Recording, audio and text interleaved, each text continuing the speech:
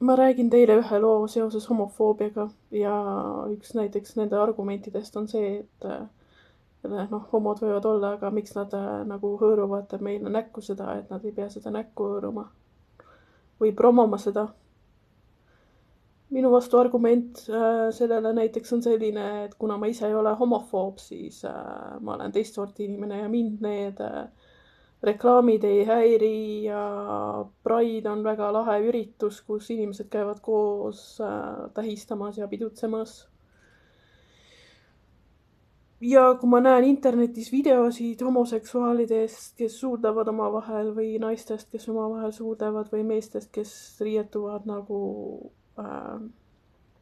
naised või naised, kes on nagu mehed, siis ma tegelikult naudin seda, ma naudin neid videosid.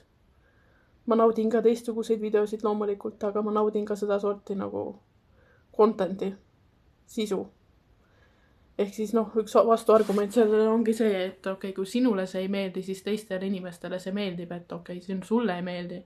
Aga on väga palju inimesi, kellele see meeldib ja mul on hea meel, et inimesed loovad sellist sisu ja postitavad seda internetti, sest ma naudin selle nägemist. Ja kuna mina näen seda, siis isiksusena see julgustab ka mind olema rohkem mina ise, kuigi mul on sellega väga palju probleeme tegelikult.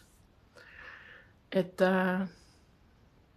kui ma näen seda sisu, siis see nagu inspireerib mind teinekord ja nii edasi, et jah.